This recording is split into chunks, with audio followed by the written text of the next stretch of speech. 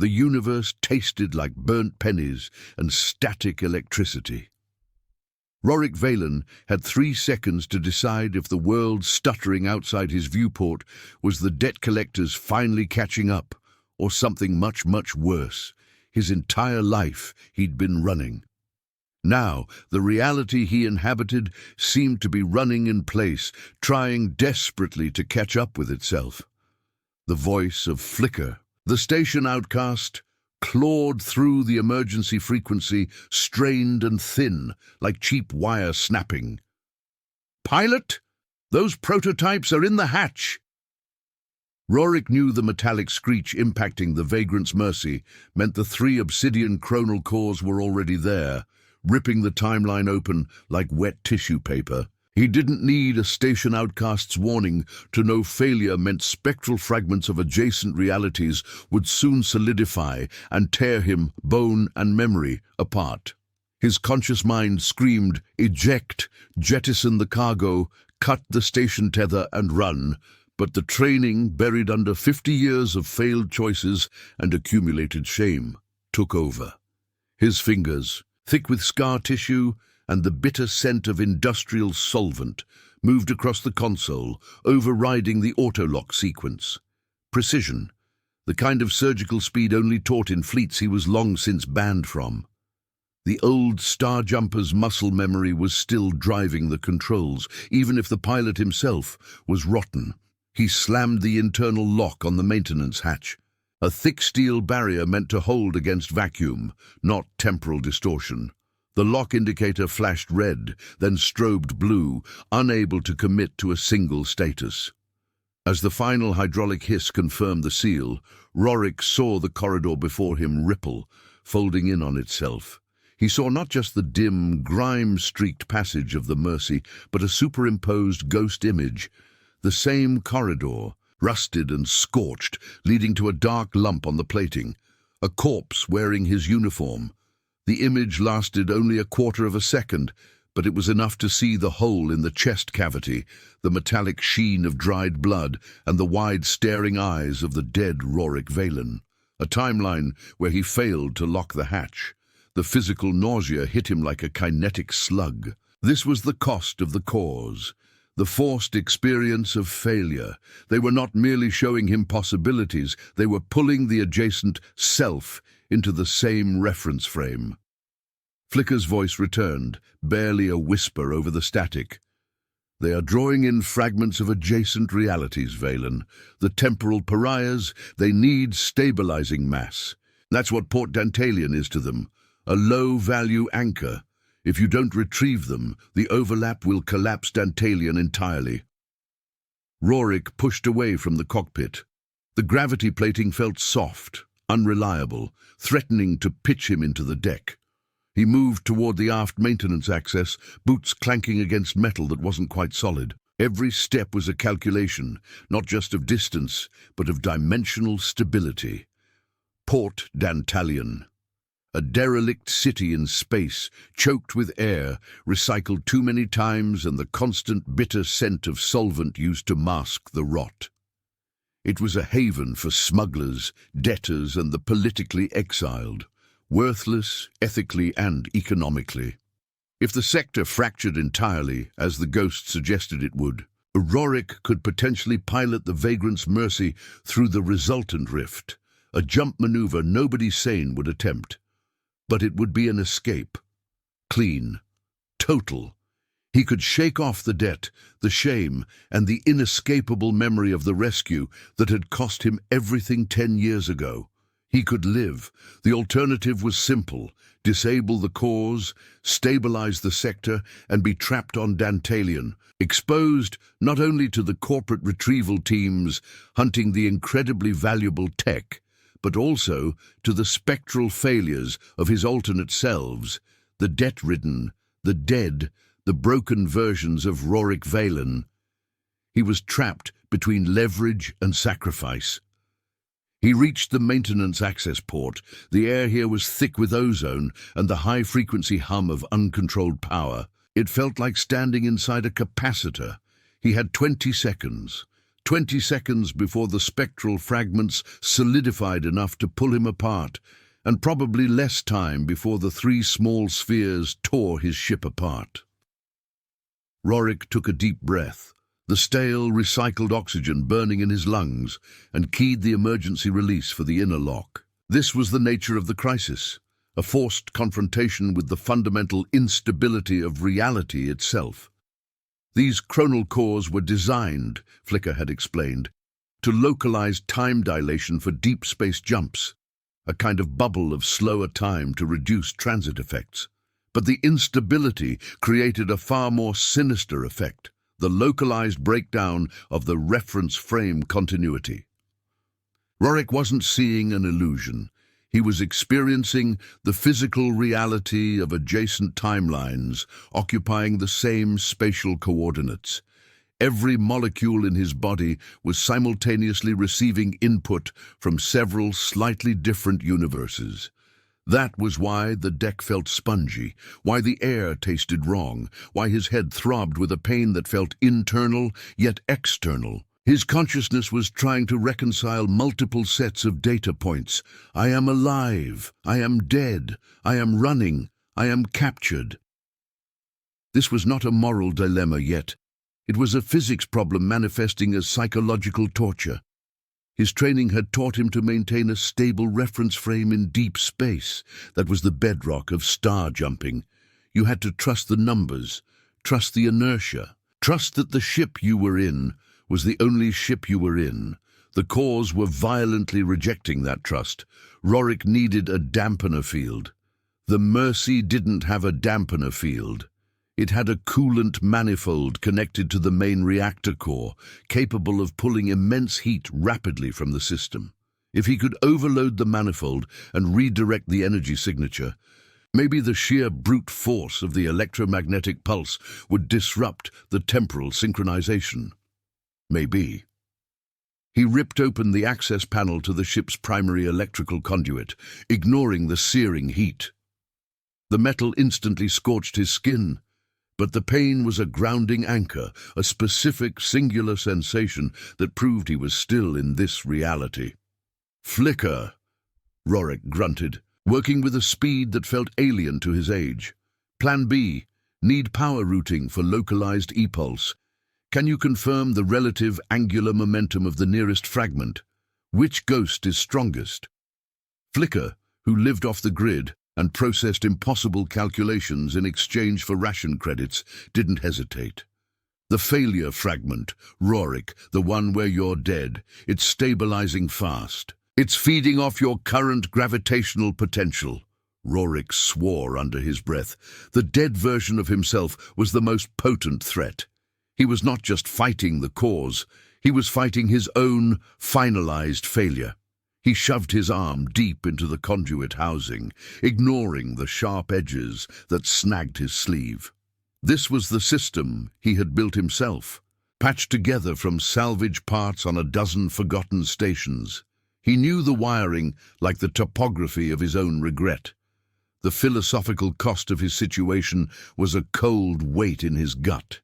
His life had become defined by self-interest since the unauthorized rescue years ago, a misguided, noble choice that led to catastrophic personal debt and professional ruin. Now, fate was offering him a cosmic escape clause, a chance to truly run. All he had to do was stand aside and watch hundreds of low-life residents of Dantalion be erased from continuity. "They deserve it," the cynical part of his brain whispered. "They are thieves, murderers, and failures, just like you." But the hands, moving autonomously, didn't seem to listen to the cynicism. They were rerouting power, preparing the e-pulse circuit. They were choosing the complicated, risky, self-sacrificing path. Rorik located the 3 cables required for the overload: deep red, a sputtering yellow, and a pale, almost invisible grey that handled the sensitive data feed. His hands hovered. If he crossed the red and yellow, he'd create the necessary overload for the pulse. But he'd also fry the ship's navigation system. He'd stop the temporal collapse, but he'd be dead in the water, a sitting target for the corporate hounds that would surely arrive to retrieve their stolen cores. If he crossed the red and the grey, he could save the navigation, but the pulse would be weak, maybe only delaying the fragmentation. The logical choice, the survival choice, was weak pulse and functional navigation. The logical choice was setting up the escape, leveraging the disaster. His fingers clamped down on the red cable, pulling it taut. For a long, painful second, Rorik hesitated. He felt the cold truth of the Mercy's structural integrity giving way, the microscopic tears in the hull caused by the temporal vibrations. The ghost image of the dead Rorik, previously confined to the corridor, shimmered into the maintenance bay itself. The corpse was slightly transparent, hovering just beside Rorik's shoulder. The eyes, blank and accusatory, were fixed on the live Rorik's struggling hands. "You chose the wrong timeline, Valen," the spectral version seemed to project, a thought without sound, an emotion without substance. The shame was paralyzing. That ghost was the personification of his selfishness, the final consequence of prioritizing survival over virtue. Rorik's breath hitched. He rejected the logical move. He pulled the red cable hard, bypassing the sensitive grey wire, and spliced it immediately to the yellow. Damn the navigation. If he was going to fail, he was going to fail trying to do the hard thing. A blinding white light erupted from the conduit. The smell of burning plastic and ozone was instantaneous, overwhelming. Rorik gritted his teeth against the flash burn on his retinas. The ship roared in protest. Alarms screamed, but they were now high-pitched and distorted, as if the sound itself was being stretched and compressed by the temporal stress. The air pressure dropped violently, sucking the oxygen from Rorik's lungs, a physical reminder that his sacrifice had immediate, painful consequences. The E-pulse fired. The entire aft section of the Vagrant's Mercy was bathed in a field of aggressive blue static electricity. The chronal cores, now visible lying haphazardly near the hatch, briefly ceased their infernal high-pitched humming. They dimmed, the obsidian surfaces losing their internal glow. The overlapping reality, the ghostly corridor, vanished entirely. Rorik was alone again, in a single, stable moment. He slumped against the bulkhead, heart hammering. He was alive, the sector was stable, for now. "Flicker, report!" He coughed, the burnt plastic taste making him gag. There was a long silence, only static. Then a voice returned, but it wasn't the weak, conspiratorial tone of the outcast. This voice was clear, crisp and metallic, overlaying the remnants of Flicker's frequency. "Pilot Valen, do not touch the cores." Rorik froze. That was not Dantalian comms. That was a secure, coded military channel, corporate retrieval. They were here already. He pushed himself up, wiping the electrical residue from his face. He looked at the 3 obsidian spheres. He had stabilized the fragmentation, but he had lost his window for escape and had drawn immediate, unwanted attention. He saw his reflection in the smooth, dark surface of the nearest core. But the reflection wasn't his. It was the face of the dead Rorik, the one from the ghost reality. And the dead Rorik wasn't looking at him in accusation anymore. He was smiling. The temporal synchronization had been disrupted, but the cores had absorbed something. They had absorbed the knowledge of his failure. The crisp voice crackled again, closer this time, overlaid with the sound of a docking clamp engaging the Mercy's hull. "We have secured the access port. You have exactly 0 seconds to decide, pilot. Drop the tech, or face the consequence of the inevitable." The air pressure was still equalizing, a thick, desperate gasp filling the hull.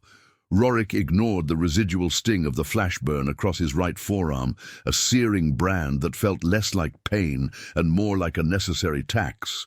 He had stability, but he had lost his ship's eyes. The navigation system was charcoal. He was blind and deaf, stranded outside the Port Dantalian anchor zone, held only by inertial clamps. The cold voice, sharp as fractured glass, repeated the command, "Drop the tech, or face the consequence of the inevitable." The sound of the docking clamp engaging was brutal, final. It wasn't the slow kiss of a civilian connection, it was a pressurized spike being driven into the hull, followed by the high-pitched whine of rapid metal-cutting tools. This wasn't a standard corporate retrieval. This was a surgical extraction, designed by people who planned for high-value targets to fight back, and who didn't care about asset preservation. Rorik needed to secure the cores now. He pushed away from the scorched access panel and moved quickly, leaning heavily on the bulkhead to compensate for the slight, unsettling residual tremble in the deck plating. The 3 obsidian spheres lay haphazardly where they had impacted the inner hatch, inert now, but subtly radiating the blue static left by the E-pulse. The air around them tasted metallic, like licking a battery terminal. He knelt, reaching out with his left hand, the one less scarred. The instant his fingers came within a centimeter of the nearest core, the pain returned, not a burn, but a deep, cerebral ache, a sudden rush of conflicting data. He saw the spectral face of the dead Rorik again, superimposed over the black surface. This time, the dead Rorik was screaming, a silent internal echo of agonizing failure. Rorik snatched his hand back, heart pounding against his ribs like a trapped bird. The E-pulse had stabilized the timeline outwardly, protecting Dantalian, but it had inwardly channeled the absorbed temporal residue, the emotional and physical data of the adjacent failure timelines, directly into the cores. They were now reservoirs of localized, crystallized regret. He needed insulation. His eyes scanned the maintenance bay, landing on the thick thermal padding used to wrap the reactor core conduits. He ripped away a section, the heavy, fire-resistant material scraping against the metal, a noise drowned out by the continued grinding of the cutters near the main airlock. As he wrapped the first sphere, handling it like a neutron bomb disguised as a rock, the pressure of the moment squeezed his perception. He was 50 years old, acting on instinct for the first time in a decade, driven by a morality he thought he'd discarded long ago. This felt sickeningly familiar. 10 years. The memory flashed, unbidden, catalyzed by the smell of burnt electrical insulation. 10 years ago, the noble failure, a cargo haul on the edge of the Kuiper Belt, the distress beacon of a science vessel caught in an unanticipated gravitational anomaly. Rorik had the authority to observe and report, to follow protocol. But protocol meant death for the 3 souls aboard, including Captain Lyra, a woman whose laugh had once filled his cockpit. He'd jumped, unauthorized. He'd pulled off the rescue. He got Lyra out. But the maneuver destroyed the vessel, cost the corporation millions, and fractured his own vessel's jump drive. Lyra survived the gravitational pull, but the subsequent G-load left her neurologically broken, permanently confined to a rehabilitation unit Rorik couldn't afford. He hadn't just lost his license and his credit, he had lost the person he saved, trading her vibrant life for a broken, expensive existence. That was the true debt. The moment he chose virtue over logic, he sealed his fate. Now, the ghost of the dead Rorik was smiling because the live Rorik was making the same mistake, trading his survival for the protection of others, all of them strangers on Dantalian. "Valen, they are penetrating the forward airlock," Flicker's voice returned, strained and weak, cut through with the sound of his own breathing. "They're not using thermal lances, they're using phased field drills. Silent, surgical. They'll be inside in 90 seconds. "Flicker, why are they here so fast?" Rorik grunted, tying the thick padding around the third core with a knot that dug painfully into his flesh. A failed e-pulse shouldn't draw this kind of attention. The e-pulse stabilized the cores, yes, but it localized the data feed. Rorik, the cores were broadcasting the temporal resonance. They knew Dantalion was the target, but they couldn't triangulate the exact position. Your energy spike just painted a beacon on the Mercy's hull. Flicker paused, and the subsequent silence was heavy with dread. And worse, the cores absorbed the data of the failed timelines. Your failures, your shame, your death. The Corp doesn't just want the tech, Rorik. They want the experimental results. They want to know how failure manifests across adjacent realities. And they know you are the key. Rorik felt the cold realization settle deep in his bones. He wasn't just transporting illegal components. He was now the subject of a high-value scientific experiment. He was the anchor, and the cores were his psychological record. A sudden, sharp hiss came from the forward section of the ship. The airlock had been breached, the pressure held, meaning the attackers had employed an internal atmospheric containment field. They were inside, quiet and lethal. The crisp voice, now closer, echoed through the internal comms of the Mercy, bypassing Flicker's frequency entirely. It was a woman's voice, calm, educated, carrying the unmistakable authority of deep space military command. Pilot Valen, this is Commander Ilara Vash of Aegis Security. We are retrieving core prototypes Delta 1 through Delta 3.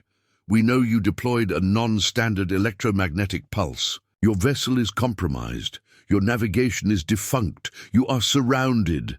Any movement toward an egress vector will be interpreted as a threat to high-value assets and met with lethal force. Do you understand, pilot?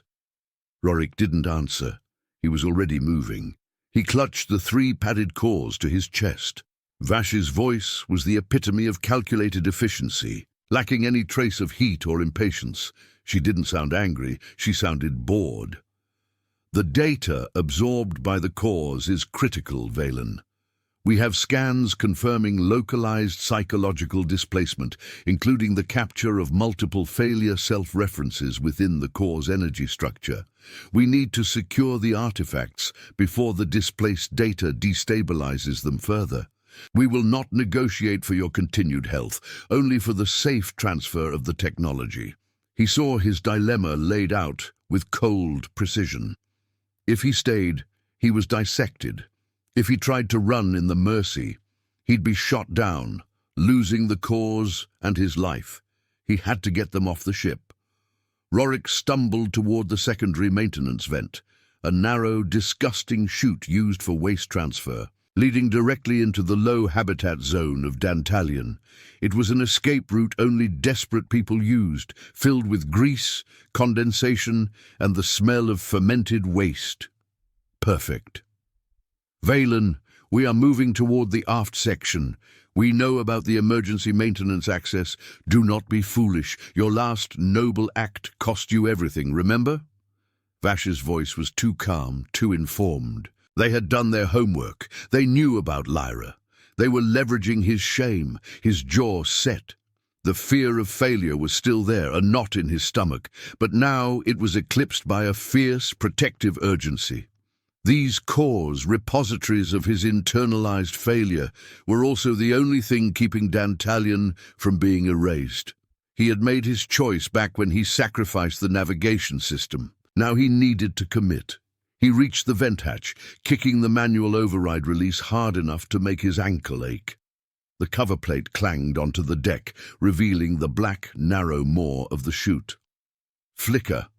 I'm dumping the cores into Dantalion's habitat zone via the waste vent. If you can, get a retrieval team to the lower section of Sector 7. Wait for the signal.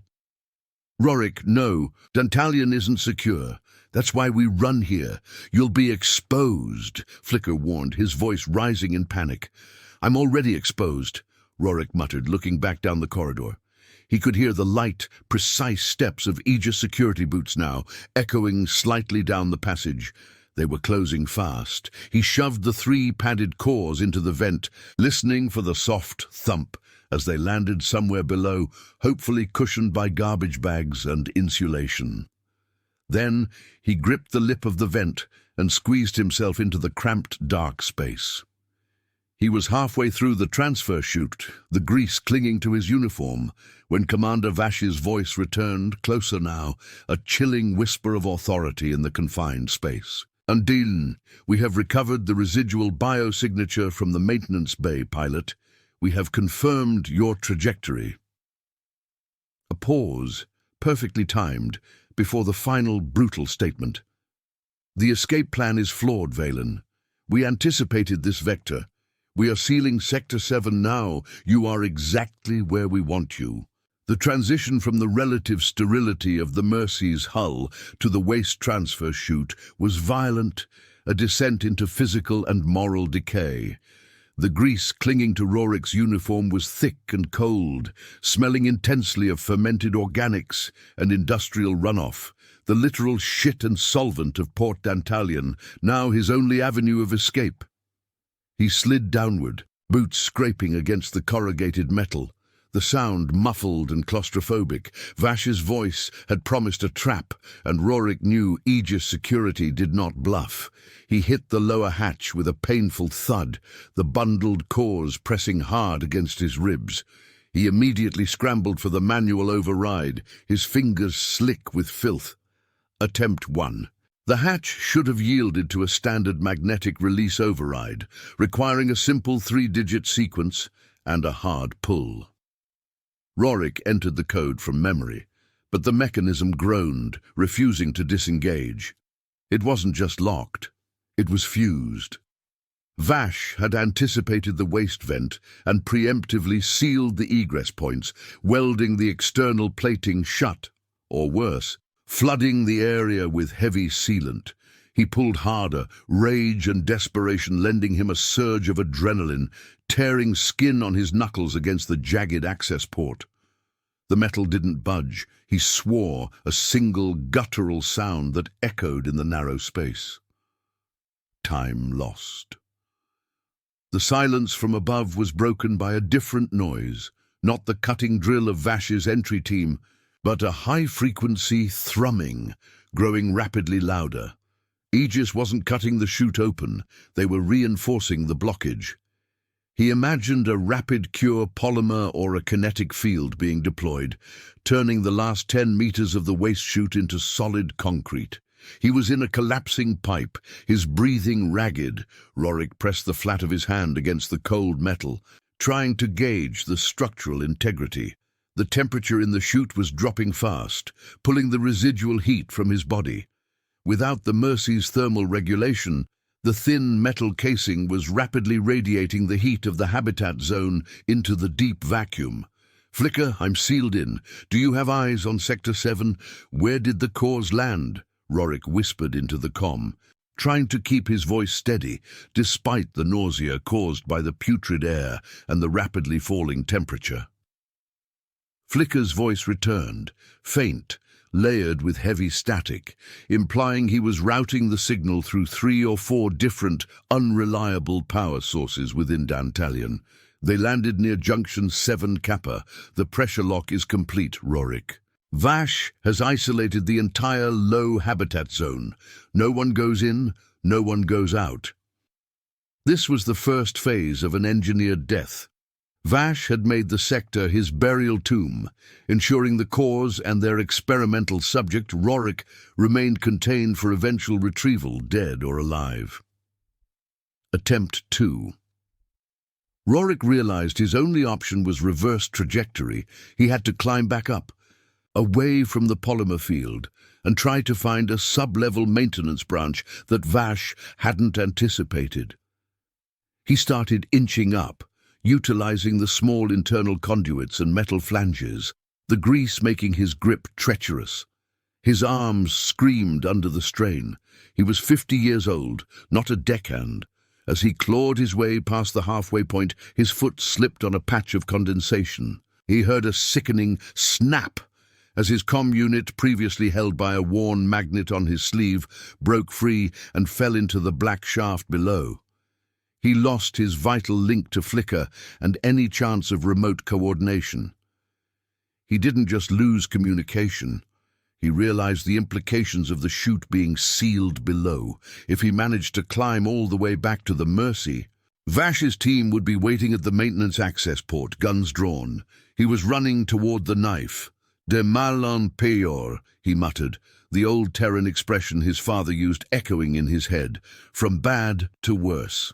The story of his entire life, now culminating in a pipe full of garbage. He stopped climbing and pressed himself against the top rim of the last accessible maintenance hatch, his lungs burning from the exertion and the toxic air.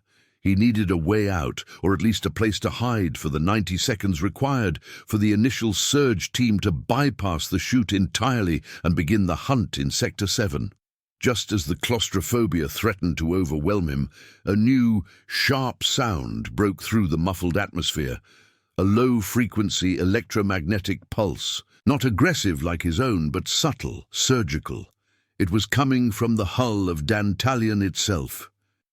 "Rorik Valen," the voice returned, but not through his comm. It was routed through the structural plating, vibrating the metal around him. It was Flicker, using Dantalion's derelict internal messaging system.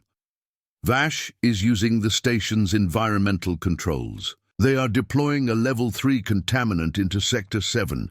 It's not a lethal agent, not yet. It's a paralytic neurotoxin, non-lethal retrieval. They want you alive, Rorik. You and the cause."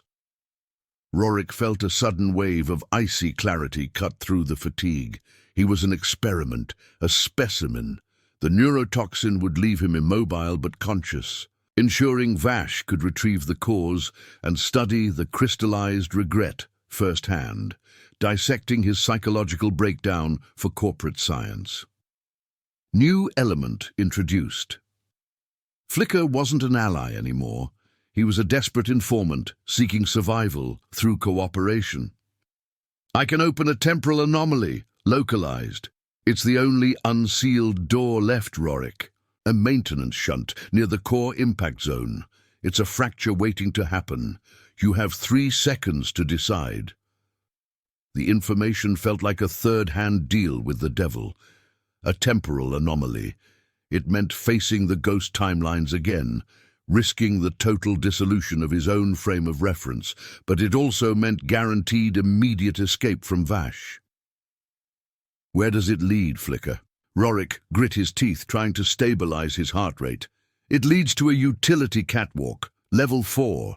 It's stable only for a moment. But Rorik, you must understand the cost. The cause absorbed your failure. Jumping through that rift means your consciousness will collide with the ghost self again. It's psychological annihilation, not physical." Flicker's warning was strained, almost pleading. "They want you paralyzed. I'm offering you madness." The impossible choice. Paralysis and dissection by Vash, or plunging into temporal insanity and the possible exposure of his greatest shames to the universe. Rorik did not hesitate this time. He had already chosen the path of pain by sacrificing the Mercy's navigation. He wasn't going to let Vash win by keeping him alive, immobile, and shamed. If he was going to die, it would be by his own hand in a way that defied calculation. He gripped the thick padding around the 3 cores, reminding himself of the cost of failure. Lyra. The ghost Rorik smiled because the live Rorik kept prioritizing the wrong people. This was the chance to prove the ghost wrong. "Open the shunt, Flicker. Now." The air pressure in the chute shifted violently. The high-frequency thrumming above intensified. Vash's team was deploying the paralytic agent, or the polymer lock, moving faster than anticipated. Below Rorik, near the waste exit, the metal plate separating him from Sector 7 didn't open. Instead, a small section of the corrugated metal wall liquefied, shimmering with aggressive, raw light. White, blue and black all at once. It looked like a tear in the fabric of the universe, barely large enough for a man to slip through. Rorik lunged toward the shimmering hole, scraping his shoulder against the rough edge of the metal. He felt the cold shock of temporal exposure hit him instantly, a sickening wave of déjà vu, anxiety, and a profound sense of loss, magnified tenfold. He was momentarily suspended in the rift, half in the chute, half in the unknown structure of Dantalion. Through the tearing light, he saw the utility catwalk, and blocking the path, standing perfectly still, was the spectral failure version of himself. The dead Rorik was no longer transparent. He was solid, metallic, wearing a uniform that was scorched and ripped open across the chest. He held one of the 3 padded chronal cores in his gloved hand. Rorik realized, with a paralyzing coldness, that one of the spheres he had thrown down the chute had been pulled back into the fracture, materialized and held by the ghost self. The spectral Rorik raised the core, and his mouth moved. No sound, only the overwhelming, silent thought projected directly into Rorik's consciousness. This one is mine. I earned the escape you refuse. Rorik was momentarily paralyzed, forced to stare into the eyes of his own final, chosen failure, physically holding the key to his survival. Before he could process the impossible image, Commander Vash's voice cut through the air, now impossibly close, clear and cold, right at the top of the chute. Pilot Valen, I see the temporal breach. That core is a critical capture asset. If you cross that threshold, we will not retrieve you. We will terminate you and the failed fragment simultaneously. Rorik plunged into the shimmering tear. The physical sensation was worse than any high G burn. It was the complete, instantaneous loss of self. His entire nervous system overloaded, flooded by the data of 1,000 alternate lives, compressed into the fraction of a second it took to cross the threshold. He landed hard on the utility catwalk, cold, grated metal, gasping for air that tasted like pulverized copper and ozone. He immediately saw what the rift had done. The spectral Rorik, the version that had failed, was gone, dissipated. But the core, the one obsidian sphere the ghost had been holding, was still there, sitting on the catwalk 3 meters away, and it was vibrating violently. The cores had done more than just pull in adjacent realities. They had absorbed the essence of that specific failure, the dead Rorik's consciousness, and now it was trying to stabilize, to solidify, using the local space-time. Rorik pushed himself up, adrenaline washing away the filth and exhaustion. The airlock above him slammed shut, Vash's final act of containment. He was sealed in the catwalk system, surrounded by the metallic skeleton of Port Dantalion, a ghost in the machine. His only immediate priority was securing the 3rd core. He had 2 still clutched to his chest, insulated by the thermal padding. As he lunged toward the 3rd, a voice, not Vash's but Flicker's, returned, now clearer, routed through the same structural plating, vibrating directly into the bones of the station. Rorik, you crossed the field. You absorbed the ghost's data. That's why it destabilized, why it left the core. What did you see? Flicker's voice was frantic, demanding. Rorik didn't answer. He snatched the 3rd core, forcing it into his insulated grip. Ignoring the immediate spike of internal psychic pain, the memory was not his own. As his hand closed around the sphere, Rorik's mind fractured again. He was suddenly standing in a command center, clean, sterile, bathed in pale blue light. He was looking at a high-resolution display of a gravitational anomaly right near the Kuiper belt. 10 years ago, the unauthorized rescue. The screen displayed Lyra's science vessel, and the data accompanying the image was cold, clear, and devastating. Vessel 447. Distress signal is a controlled acoustic lure. Retrieval of target subject Valen Rorik required for Project Chimera. Rorik stumbled back against the catwalk railing. The grease and grime of the waste chute, the cold metal. It all vanished under the absolute certainty of the vision, the rescue, 10 years ago. It hadn't been an unauthorized act of heroism that failed. It had been a meticulously engineered operation designed solely to lure him out of stable flight status, to incur debt, and to ruin him professionally. They manufactured the shame. They needed him disgraced, dependent, running from debt, making desperate choices. They needed him as the vagrant's mercy pilot, disposable, untraceable, desperate enough to ferry anything, even temporal prototypes. The ghost self hadn't smiled because Rorik was making the same mistake. The ghost self smiled because Rorik was confirming the efficacy of Project Chimera.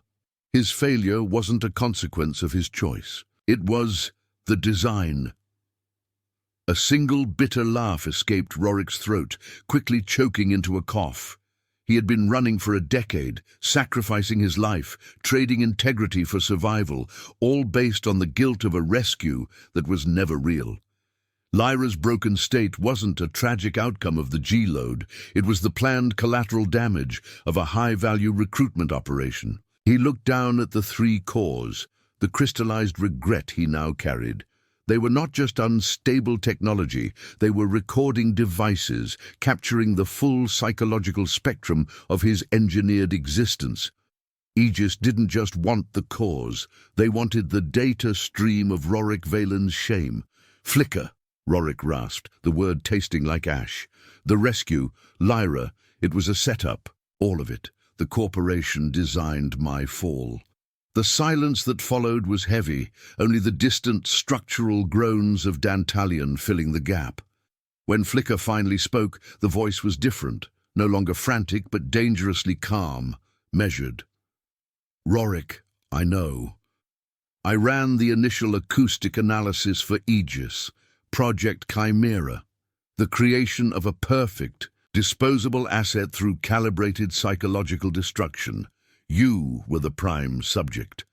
The world dissolved into white noise, the exhaustion, the fear of Vash, the claustrophobia, all faded, replaced by an absolute incandescent rage. Flicker, his only ally, the source of the warnings, the temporal pariah, was a corporate accomplice. Not Aegis, but the broader entity, the original architects of his debt. You set me up, Rorik whispered, gripping the cores so tightly the thick padding began to tear. No, Rorik. I was the technician who verified the setup. I was the collateral damage when they covered up the operation. They left me here, running the numbers on Dantalion, because I knew too much. But I am not Aegis. I am the one who gave you the chance to run. I am the one who just opened the escape vector. Flicker's argument held the cold logic Rorik respected. A pariah technician was distinct from the corporation, but the betrayal cut deeper than any physical wound. Why now? Why the cause? Rorik demanded, glancing wildly along the utility catwalk. He could hear the faint thump of Vash's team securing the airlock above the waste chute. They would be here in minutes. The cores are Project Chimera Phase 2. Flicker explained, his voice now a tense, urgent monologue. They learned how to create a target. Now they are learning how to weaponize the results. The cores capture and stabilize psychological trauma across timelines. They make regret literal. If Aegis can deploy a chronal core near an enemy population, they don't just destabilize space-time. They flood the area with pure, unmitigated, crystallized failure. Psychological annihilation. You, Rorik, are the training dummy they used to calibrate the weapon. The impossible choice solidified. The 2 cores remaining on his chest and the one in his hand were not just valuable tech. They were devices capable of turning guilt into a weapon of mass psychological destruction. Dilemma. If he hands the cores back to Aegis, Vash secures the weapon, and Rorik is dissected for the final data points. If he destroys them, Dantalion is saved from the immediate collapse, but the weapon prototype, the data of his failures, is erased. ensuring Aegis simply restarts Project Chimera with a new target. He had to get the cores off Dantalion and expose the truth of Project Chimera. He had to turn their own experiment against them.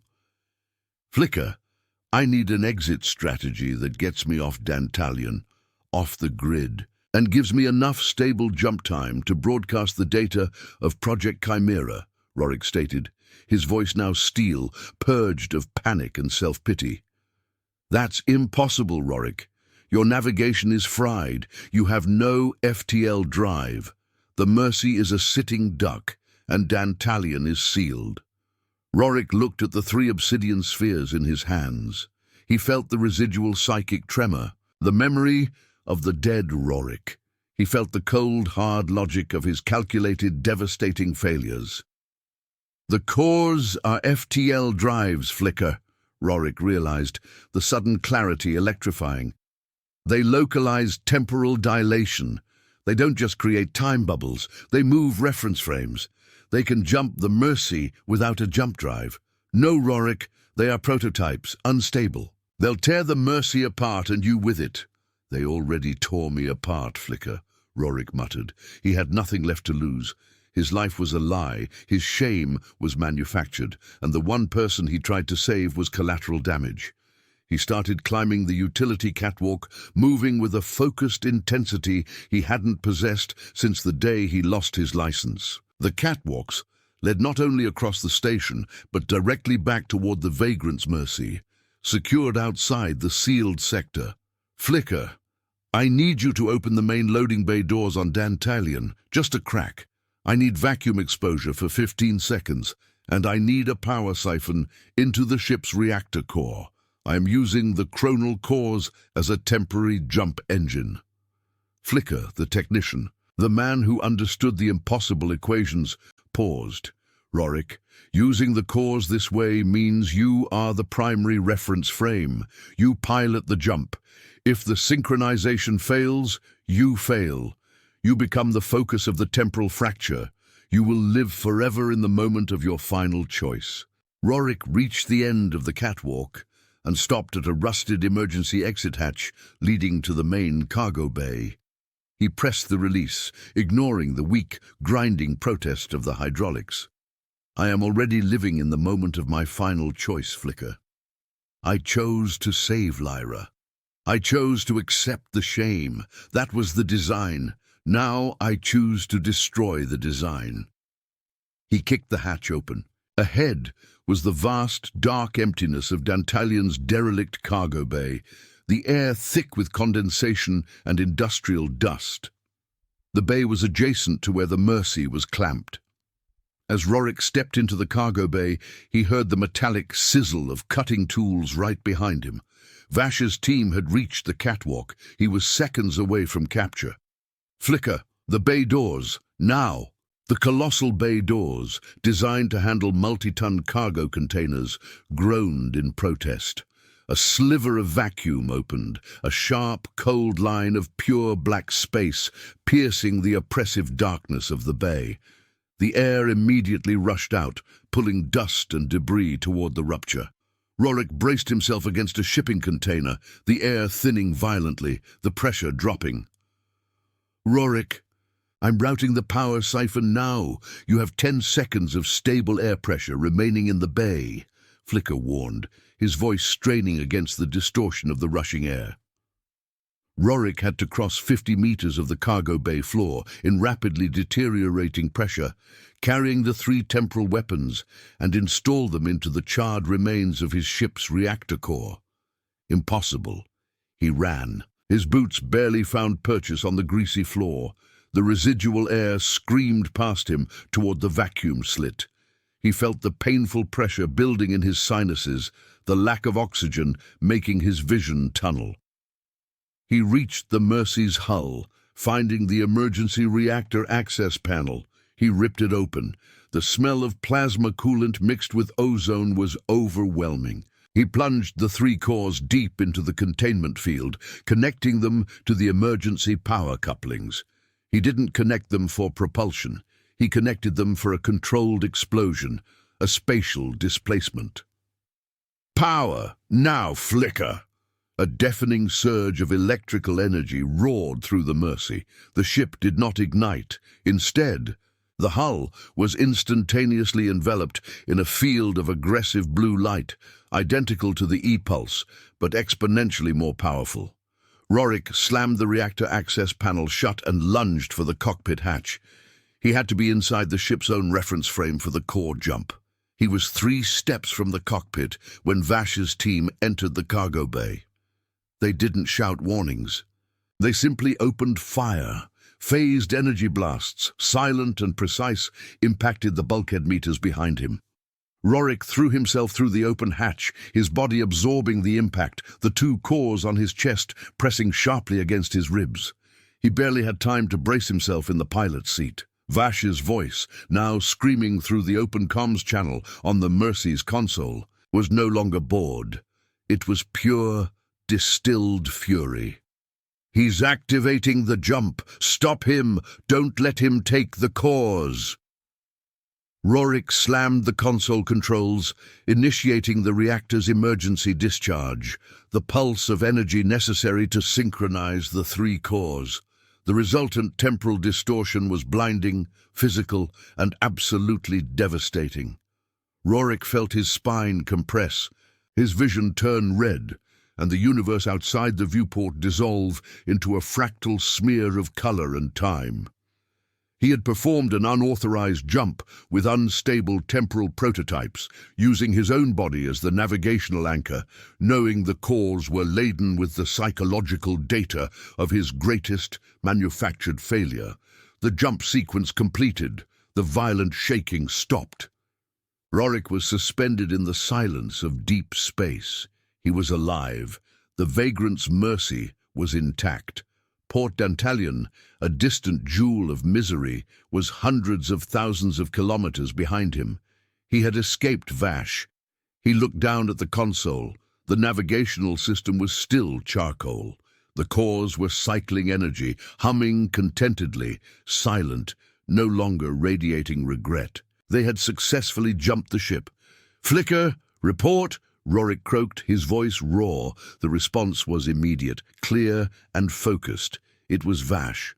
"Pilot Valen, I am transmitting this message via an entanglement link. Congratulations, you made the jump." Rorik froze, the blood running cold in his veins. Vash's voice was too close, too calm. "The good news, pilot, is that you escaped Dantalion. The bad news is that the jump was short. We predicted this desperate maneuver. We knew you would use the cores to flee." Rorik's gaze locked onto the main viewport. Floating 20 kilometers off his portside was a vast, silent dreadnought of Aegis security, armed and completely unmoving, waiting. "You ran, Rorik, but you ran directly into our staging zone. The cores are safely contained within the Mercy's reactor. And now we have you, the cores, and the crystallized data of your final grand failure. The greatest cost of all, pilot, you took your ship and our prototype weapons directly to us." Rorik had achieved the impossible. He had escaped the trap on Dantalion, only to pilot his vessel and the high-value assets directly into the enemy's main fleet formation. He had traded immediate paralysis for certain permanent capture. His choice to destroy the design had resulted in the perfect retrieval. The design, Rorik realized, had been perfect all along. "Before we proceed, log your entry. Which country or planet are you watching from right now? The commander is tracking every active signal. The silence that followed the jump was not the peace of vacuum, but the absolute stillness of a predator waiting for its prey to stop twitching." Rorik remained strapped into the pilot's seat, the residual trauma of the temporal displacement slowly receding, replaced by the crushing weight of the present failure. His escape had been a flight into a cage. He had used the universe's most volatile material to travel across a few thousand kilometers of space, delivering the stolen property and himself directly to the owners. The Aegis Null, the dreadnought, was a sleek, silent monolith of black metal, completely devoid of external lights, absorbing the star field around it. It felt less like a ship and more like a permanent cold fixture of reality. Vash's voice, routed through the entanglement link, was almost conversational now. "We needed the core's localized pilot. Your unstable jump provided the exact energy signature required for terminal lock. Thank you for making our retrieval so efficient." A heavy, hydraulic thud reverberated through the Mercy's hull. A standard military docking procedure, efficient and non-negotiable. Rorik tried to access his internal comms for flicker, but the signal was completely jammed. Dead air, absolute white noise. He was utterly alone. The cockpit hatch hissed open. The figures that entered were not the phased drill team. They were Aegis retrieval specialists, clad in white, sterile environmental suits, moving with the slow, controlled precision of surgeons. They ignored Rorik entirely, focusing on the reactor access panel. They wore no visible weapons. Their competence was the only threat required. Vash entered last, shedding her helmet. She was exactly as her voice suggested, disciplined, mid-40s, short-cropped hair, eyes the color of glacier ice. There was no anger, only clinical evaluation. "Pilot Valen," she said, her voice echoing slightly in the small cockpit. "You made several choices that ran counter to survival instinct, sacrificing your navigation system to stabilize Dantalion, using the cores as an engine, risking temporal collapse. Why? After 10 years of self-serving cynicism, why the sudden, inconvenient morality?" Rorik found his voice, a dry, painful rasp. "You engineered the cynicism. You engineered the shame. I was reacting to a decade of manufactured guilt." Vash offered a faint, almost pitying smile. "Of course. That was the point of Project Chimera. We needed to understand the breaking point of a noble mind. We needed a subject capable of the impossible act, saving others at catastrophic personal cost, then forcing him to internalize that act as failure. The cores, now safely stabilized and contained, have captured that data perfectly. They contain the crystallized regret of Rorik Valen. The weapon is calibrated, pilot. You are a success." 2 of the specialists were already removing the 3 obsidian spheres from the reactor housing.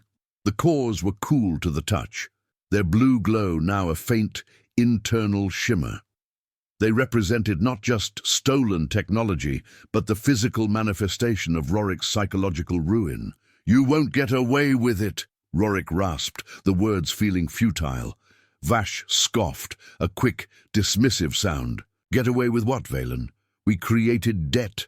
We leveraged shame. We retrieved the assets. The transaction is complete. The only variable we failed to account for was Flicker's unexpected communication. But we have already triangulated his position back on Dantalion.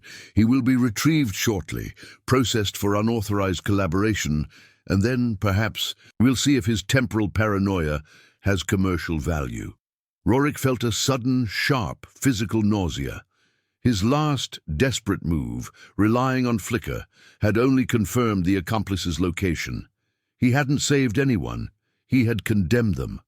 The profound sense of worthlessness threatened to swallow him whole. The specialists clipped heavy, thick restraint cuffs onto Rorik's wrists and ankles. The cuffs were not standard polymer. They were heavy magnetic alloy, humming with a low-level static discharge, designed to neutralize any latent residual temporal energy. He was physically subdued, morally ruined, and intellectually defeated. They dragged him out of the Mercy and across the sterile docking bay of the Null. The contrast between the cold, clean efficiency of the dreadnought and the gritty decay of his own ship was sickening. The Mercy looked frail, pathetic, a vessel that had tried to fight the inevitable and lost. He was taken not to a prison cell, but to a pristine medical isolation unit. It was soundproof, seamless, and bathed in a light that felt surgically precise. They strapped him down onto a metallic gurney. Vash stood over him, holding a small silver syringe. "This is a custom cocktail, Valen. It contains a stabilizing agent and a neurological dampener. It will ensure the integrity of the psychological data we need to extract from your memory centers, preventing interference from the residual temporal field you absorbed during the jump. You will be conscious for the procedure. We need your subjective reference frame intact. Rorik felt a wave of crushing despair. This was worse than paralysis. This was being reduced to an object of study, forced to witness his own mind being strip-mined for profit. "This is it," a voice whispered in the back of his exhausted mind. "This is where you stop. You fought the good fight for 10 years, and this is the result. You lost everything, including the ability to choose how you die. It was always going to end this way." He closed his eyes. Why resist? The cynicism, the survival creed he had embraced for a decade, returned with brutal force. He was a 50-year-old broken pilot whose entire life was a footnote in a corporate project. Lyra was gone. Dantalion was irrelevant. His struggle was mere theatre for Vash's benefit. He should have run years ago. He should have let Lyra die. He should have kept the cores and leveraged them for his own escape, not sacrificed the navigation system for a principle the universe didn't care about. The shame of that thought, the ultimate final surrender to selfishness, was the sharpest pain of the entire ordeal. Rorik opened his eyes, staring at Vash's impassive face. He saw not an enemy, but a mirror reflecting his ultimate failure. "I was never a hero," Rorik whispered, the sound barely audible. "I was a fool trying to validate his own self-importance. Everything I did, every risk I took, was just to prove I wasn't the man who let Lyra down. And it was all manufactured. I'm just a puppet." Vash nodded, confirming the self-judgment. "A very effective puppet. Your data stream will optimize Phase 3 perfectly." She injected the cocktail into his neck. Rorik felt the world blur, but his consciousness remained horribly clear, detached from his body.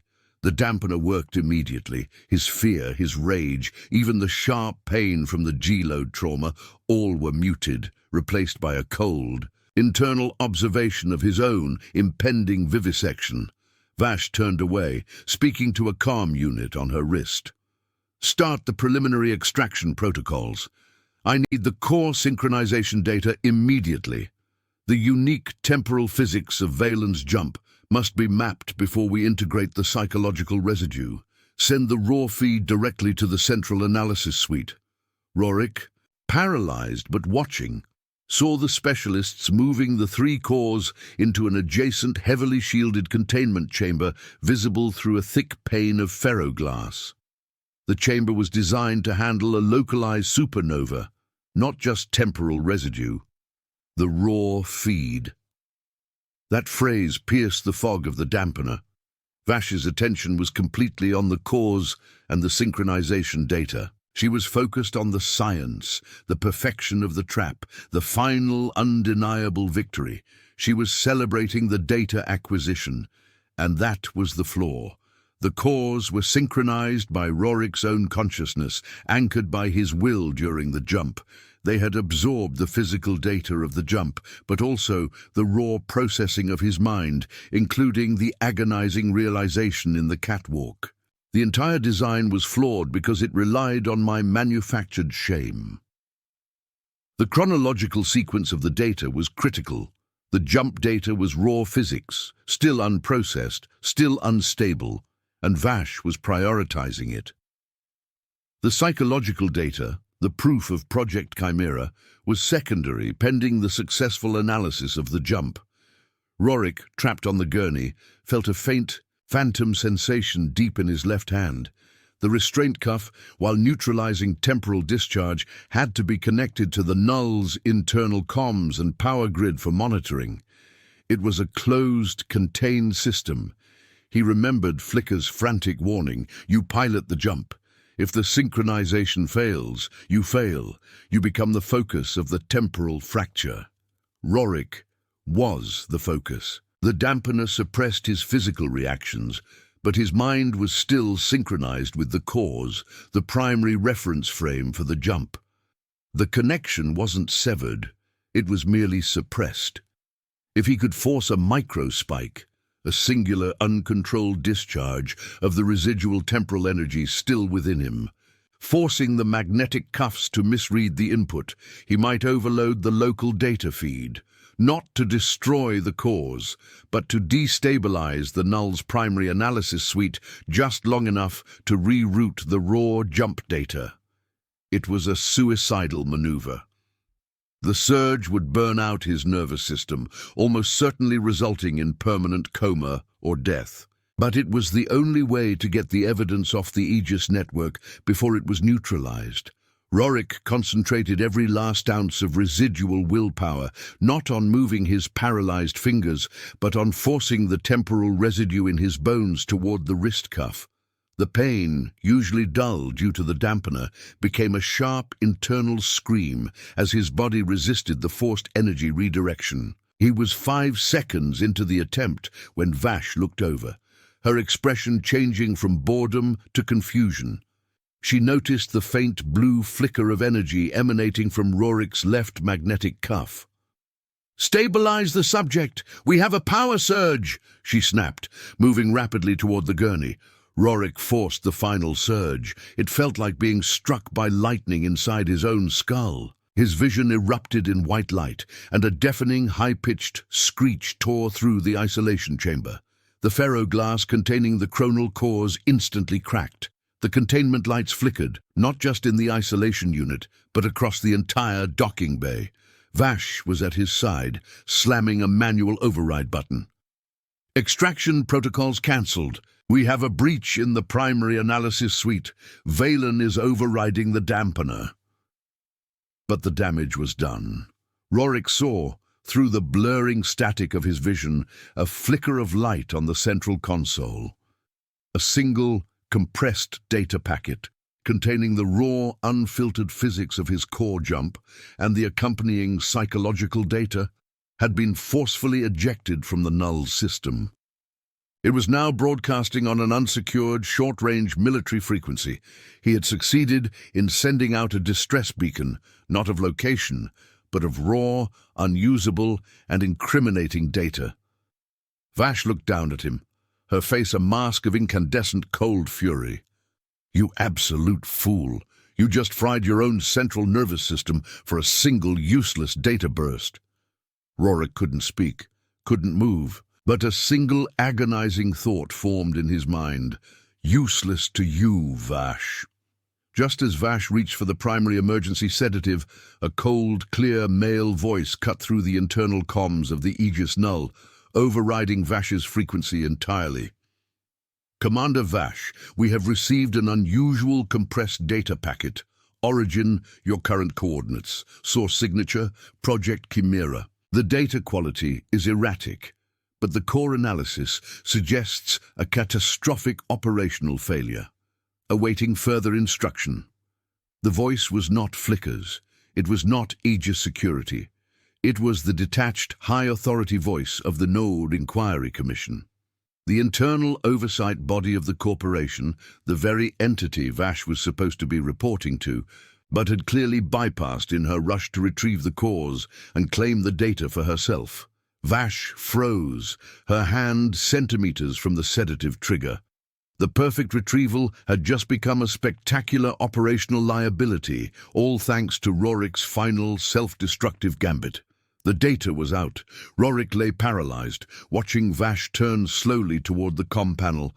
The sound of the Inquiry Commission's voice already dissolving her calculated composure. He had lost everything. His ship, his body, his freedom, but he had bought 5 minutes of devastating bureaucratic exposure. He had 20 seconds before the paralysis became permanent, before Vash decided whether to silence him or answer the commission. And in those 20 seconds, the Inquiry Commission might just realize they had a war crime in progress on the Aegis Null. The cold, clear voice of the Inquiry Commission hung in the sterile air, a sound more paralyzing than any dampener Vash possessed. It sliced through the residual high-frequency screech of Rorik's neural surge, demanding immediate justification. Vash's hand, hovering centimeters from the sedative trigger, slowly lowered. Her face, previously a mask of icy control, fractured. Rorik, suspended in a fog of neurological suppressants, observed the transformation with morbid clarity. Vash was not accustomed to being questioned. She was the questioner.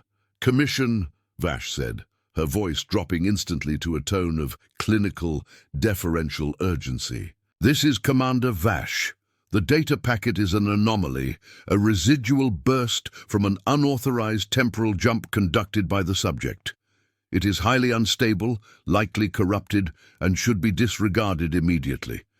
We have secured the chronal cores and the subject Valen. Operational parameters are nominal, despite the—" "Commander Vash, operational parameters are not nominal." The Commission's voice interrupted, precise and devoid of inflection. It sounded like an algorithm reviewing a budget deficit. The data packet contained critical metadata referencing Project Chimera and unauthorized human experimentation. Furthermore, the jump signature analysis indicates the use of the subject's own nervous system as the temporal anchor. This is a Level 7 breach of ethical compliance protocols. We require immediate confirmation regarding the continued health of the subject, Valen, and a full disclosure of why he was utilized as a live physics conduit. Rorik felt a surge of triumph, immediately countered by the excruciating internal fire of his burnt-out nervous system. The microspike had done its work. The Inquiry Commission didn't care about morality, but they cared profoundly about Level 7 compliance breaches, particularly those involving unstable temporal physics and human assets. He wasn't saved by a hero, but by a liability audit. Vash took a steadying breath, her eyes flicking back to Rorik on the gurney. She realized the fundamental flaw in her current situation. Rorik was the only stable reference point for the catastrophic data surge he had just forced. If she terminated him or administered the sedative, she would destroy the key to decoding the incriminating raw feed, proving the Commission's hypothesis of catastrophic mismanagement. The subject's health is stable, pending post-jump trauma. Vash lied smoothly. The containment procedure is purely precautionary. I needed to ensure the cores did not suffer secondary destabilization. The data packet is junk. It is a manifestation of the subject's localized psychological stress, nothing more. The data packet is the evidence, Commander.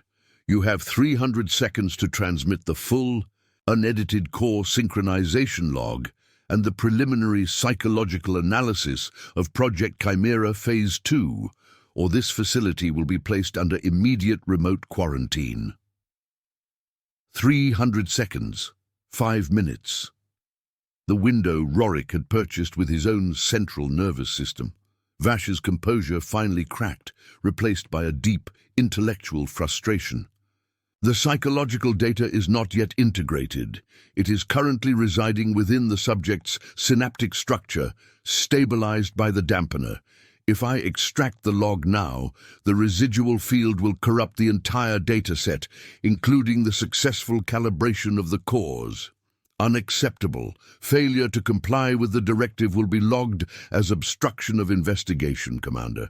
Vash slammed her fist onto the diagnostic panel beside Rorik, a violent deviation from her prior stillness. She was trapped between political suicide, obstructing the Inquiry Commission, and scientific suicide, destroying the pristine, crystallized psychological data she had spent 10 years manufacturing.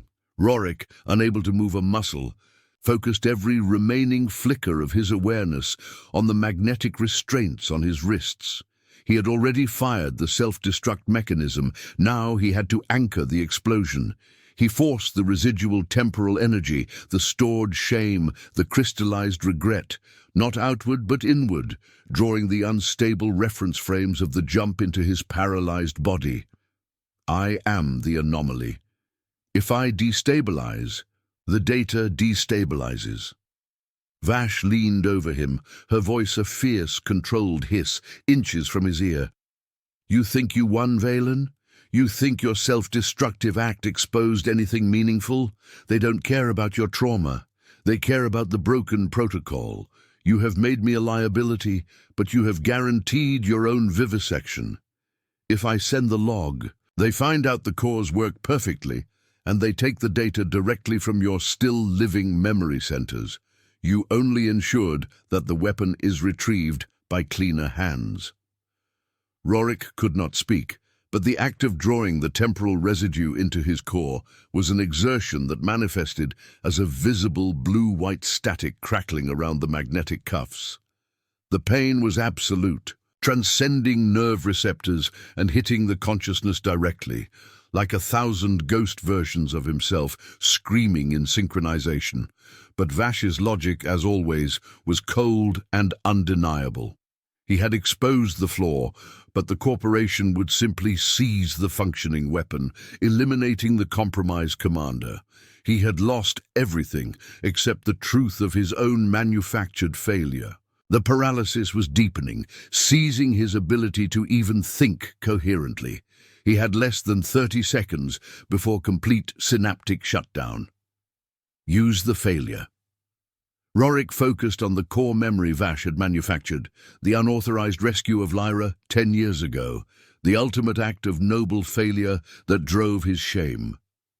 He didn't fight the memory, he embraced it. He amplified the internal sense of betrayal he felt when he realized the rescue was a corporate lure.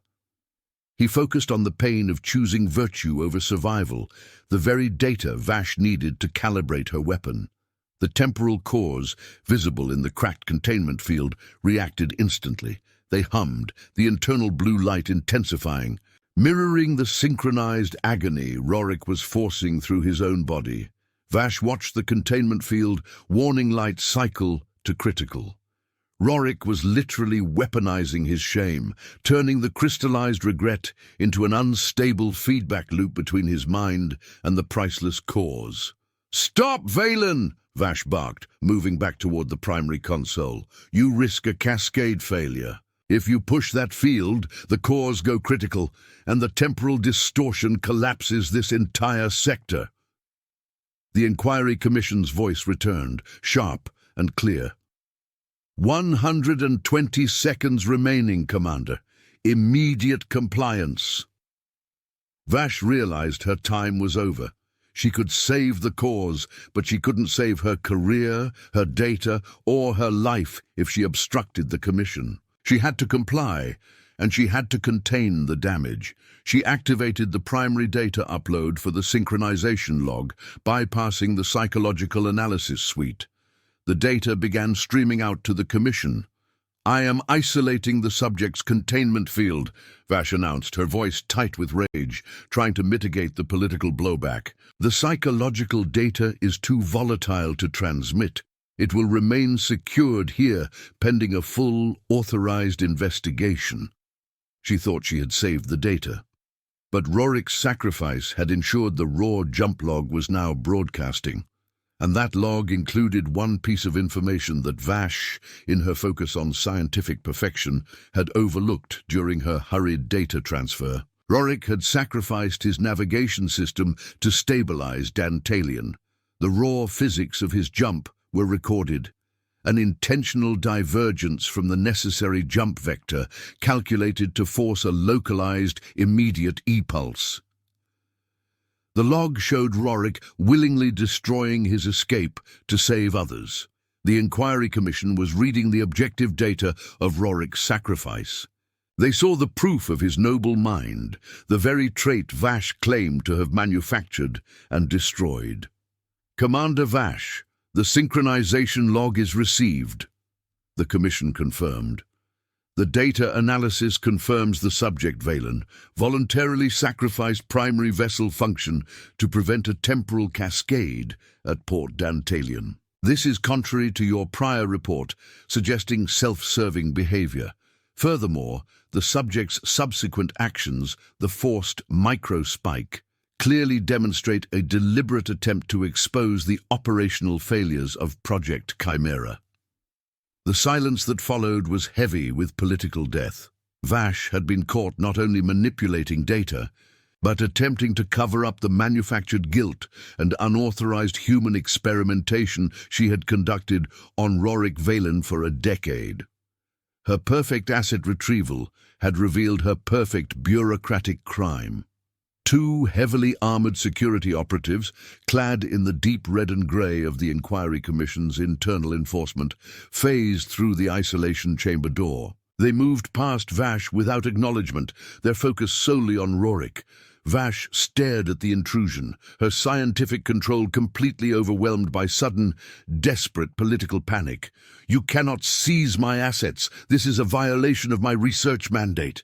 The Commission's voice returned, now routed through the enforcement team's helmet communicators, echoing within the small room. "Commander Ilara Vash, you are hereby relieved of your command. You are under investigation for gross negligence and Level 7 ethics violations regarding Project Chimera. Stand down and accompany Commission personnel." Rorik watched as Vash's shoulders slumped. She hadn't lost a battle. She had lost the long game. She looked at Rorik, a strange mix of hatred and begrudging respect crossing her face. "You chose right, Valen," she muttered, her eyes cold. "You won the moral argument, which is ultimately worthless. But you lost your life, and the weapon is still active." Vash offered a final, bitter piece of logic, the last vestige of her ruthless pragmatism. "The data you exposed proves the weapon works. They will simply replicate it. All you did was ensure I don't get the credit. Congratulations." She was right. The cores were secured, ready for Phase 3 integration. Rorik had not destroyed the system. He had merely altered the management structure. The enforcement team approached Rorik. They gently detached the magnetic restraints. His body remained perfectly still, heavy and unresponsive. A testament to the comprehensive damage to his central nervous system. He was alive but paralyzed, likely permanently. The Inquiry Commission operative, his voice devoid of pity, addressed the gurney. "Pilot Rorik Valen, you are now under the protection of the Inquiry Commission. You are a key witness in a pending ethical review. We require you to remain stable until full debriefing can be initiated."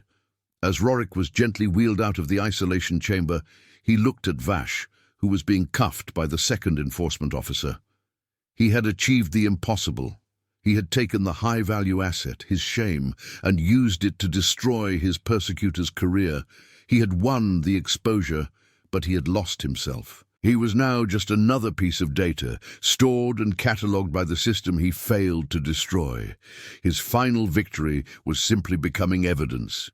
The paralysis deepened, pulling his consciousness into a final, suffocating silence. He was alive, captured, and permanently broken. He was no longer running. He was waiting. A slow, heavy wave of realization washed over his immobile mind. Devoid of pain or self-pity, only cold, hard truth. He finally understood his place. He wasn't defined by the rescue, or the debt, or the shame. He was defined by the willingness to pay the ultimate cost. His body, his freedom, his future, to expose the lie. And that, he accepted, was the nature of the survival he had unknowingly chosen years ago. He was still in the system, but he was no longer Project Chimera. The bright white light of the Aegis Null's sterile corridors washed over his paralyzed face, marking the beginning of the next cold phase of his existence. He was a witness now, a liability, a living piece of damning evidence in the hands of the very corporation that engineered his fall. His body was static, but his narrative had finally achieved escape velocity. The sterile silence that followed Vash's removal was total. The light in the secure medical bay of the Inquiry Commission's transport vessel was a uniform, cold white, lacking the operational heat or urgency Rorik had known on the Null. When Rorik Valen eventually surfaced from the deepest fugue of the neurological dampener, he did so without fanfare. Not in a day or a week, but nearly a month later. The physical sensation was one of constant, low-level static electricity buzzing beneath his skin, a residual tremor in the timeline that had nowhere to dissipate. His paralysis was absolute. He could see, hear, and feel the pressure of the gurney against his skin, but his communication was reduced to eye movement, a binary blink code that required immense concentration to sustain. His new reality was a confined, soundproof space within the IC's mobile analysis complex. He was not a prisoner in the traditional sense. He was an asset, a piece of damning, living evidence worth protecting. The Inquiry Commission had no interest in revenge, only in liability management. Vash was an operational expenditure. Rorik was the data set proving the expenditure was misused. His only visitor was a robotic medical drone named Unit 47, which monitored his neural synchronization with meticulous, emotionless precision. The vagrant's mercy was gone. The drone, responding to his sustained request via the laborious blink code, provided the official report. Vessel 774 Vagrant's Mercy was decommissioned and fully sterilized following the temporal jump. All non-essential components recycled. His home, his only anchor for a decade, had been reduced to scrap and data logs. Lyra's fate remained unknown, an empty file pending transfer from the compromised Aegis servers. Rorik never learned if his original, noble failure had resulted in her quiet recovery or her complete deletion. That unanswered question was a necessary permanent weight. Port Dantalion was stable. The IC confirmed that the localized e-pulse Rorik had forced had prevented the temporal collapse, saving the station and its thousands of low-life residents. Rorik had done the right thing by accident of physics and political timing, not through calculated heroism. His final victory had been expensive, bought with his autonomy. The magnetic cuffs were replaced by permanent neural probes behind his ears, constantly monitoring the residual temporal energy stabilized within his nervous system. His body was now the closed, perfect reference frame Vash had sought to extract. Rorik spent his days reviewing the IC's analysis reports, displayed on a small floating screen programmed to his eye movements. The data was cold, overwhelming, and utterly definitive. Project Chimera Phase 2 had succeeded perfectly. The chronal cores were operational, having successfully converted Rorik's lifetime of manufactured shame and self-sacrifice into a weaponized resonance signature. They didn't need Rorik's movement. They needed his still, thinking mind to process the continued perfection of their trauma-based physics. He saw the reports on Vash, court-martialed, stripped of rank, sentenced to deep space research exile, ironically, studying the very ethical guidelines she violated. She had failed not because of morality, but because of accountability. Rorik finally understood the irony of his existence. He had spent 10 years running from debt and the consequences of an unauthorized rescue. Now he was permanently imprisoned, maintained at immense cost, because the corporation needed the very morality they had manufactured in him.